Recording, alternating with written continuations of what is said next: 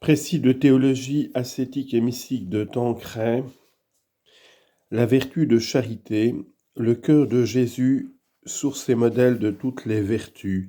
Suite. Souvent dans la Sainte Écriture, le cœur désigne tous les sentiments intérieurs de l'homme par opposition à ses actes extérieurs. L'homme ne voit que ce qui se manifeste au dehors, mais Dieu voit le cœur. Premier livre des Rois, chapitre 16, verset 7. Par voie de conséquence, le cœur de Jésus symbolise non seulement l'amour, mais tous les sentiments intérieurs de son âme. C'est bien ainsi que les grands mystiques du Moyen-Âge et après eux, saint Jean-Eudes, ont envisagé la dévotion au Sacré-Cœur. Il en est de même de sainte Marguerite Marie. Sans doute, elle insiste surtout et avec raison sur l'amour dont ce divin cœur est rempli. Mais dans ses divers écrits, elle nous montre ce cœur comme le modèle de toutes les vertus. Et le père de la Colombière, son confesseur et son interprète, résume sa pensée dans un acte de consécration qu'on trouve à la fin des retraites spirituelles. Citation.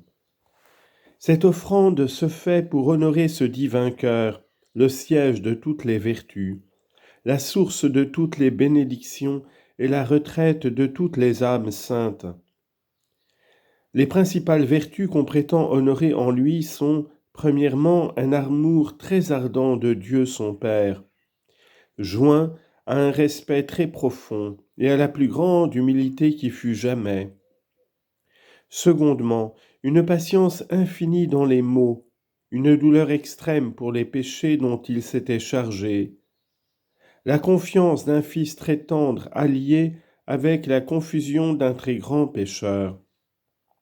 Troisièmement, une compassion très sensible pour nos misères, et nonobstant tous ces mouvements, une égalité inaltérable causée par une conformité si parfaite à la volonté de Dieu qu'elle ne pouvait être troublée par aucun événement.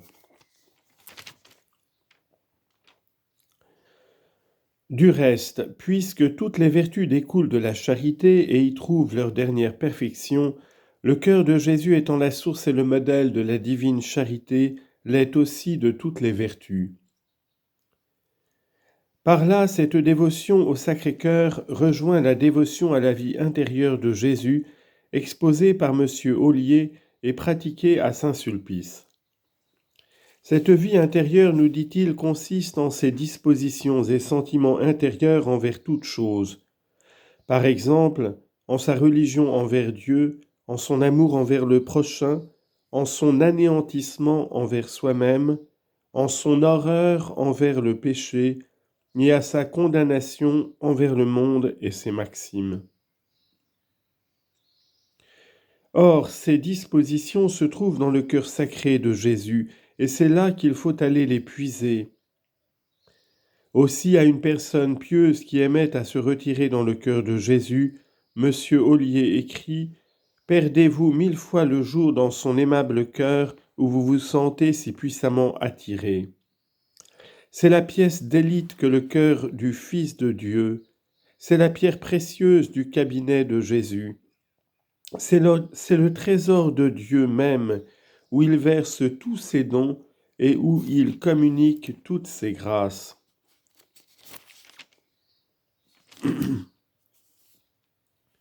C'est en ce cœur sacré et en cet adorable intérieur que se sont premièrement opérés tous les mystères.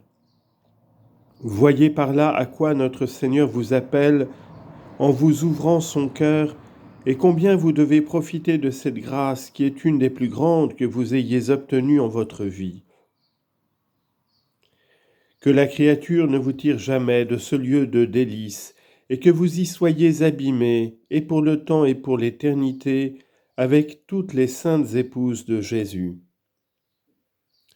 Et il ajoute ailleurs, « Quel cœur que le cœur de Jésus! Quel océan d'amour s'y trouve contenu et déborde sur toute la terre! Ô source féconde et intarissable de tout amour! Ô abîme profond et inépuisable de toute religion! ô divin centre de tous les cœurs. Ô Jésus, souffrez que je vous adore en votre intérieur, que j'adore votre âme bénie, que j'adore votre cœur que j'ai vu encore ce matin. Je voudrais le décrire, mais je ne le puis tant il est ravissant. Je l'ai vu comme un ciel tout rempli de lumière, d'amour, de reconnaissance et de louange. Il exaltait Dieu, il exprimait ses grandeurs et ses magnificences.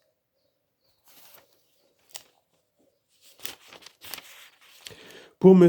Ollier, l'intérieur de Jésus et son cœur sacré ne font qu'un, c'est le centre de toutes ses dispositions et de ses vertus, c'est le sanctuaire de l'amour et de la religion où Dieu est glorifié et où les âmes ferventes aiment à se retirer. Conclusion. Pour que la dévotion au Sacré-Cœur produise ses heureux effets, elle doit consister en deux actes essentiels, amour et réparation. L'amour est le premier et le principal de ses devoirs, d'après sainte Marguerite Marie, aussi bien que d'après saint Jean Eudes. Rendant compte au père Croiset de la seconde grande apparition, elle lui écrit « Il me fit voir que le grand désir qu'il avait d'être aimé des hommes et de les attirer et de les retirer de la voie de la perdition lui avait fait former ce dessein de manifester son cœur aux hommes avec tous les trésors d'amour, de miséricorde, de grâce et de sanctification et de salut, afin que ceux qui voudraient lui rendre et procurer tout l'honneur, la gloire et l'amour qui seraient en leur pouvoir, il les enrichit avec abondance et profusion de ces divins trésors du cœur de Dieu qui en était la source.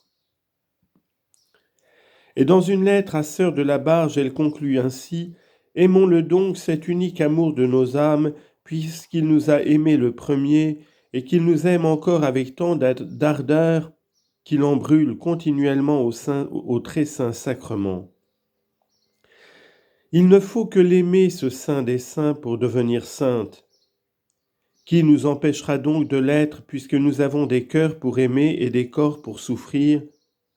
Il n'y a que son pur amour qui nous fasse faire tout ce qui lui plaît. Il n'y a que ce parfait amour qui nous le fasse faire de la manière qui lui plaît, et il n'y peut avoir que cet amour parfait qui nous fasse faire toute chose quand il lui plaît.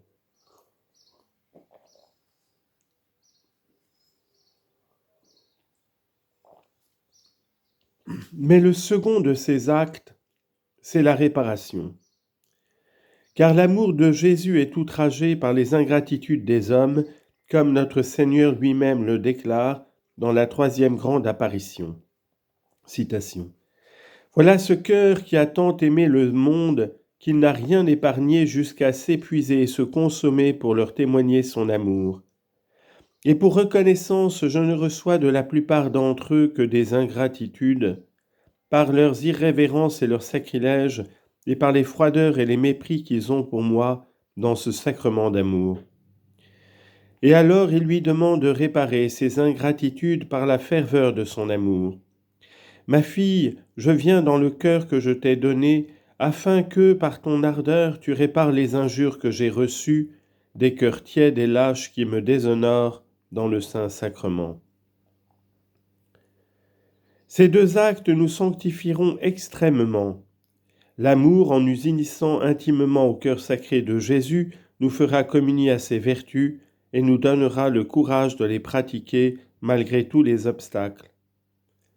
La réparation, en nous faisant compatir aux souffrances de Jésus, stimulera encore notre ferveur et nous portera à souffrir courageusement par amour toutes les épreuves auxquelles il voudra bien nous associer.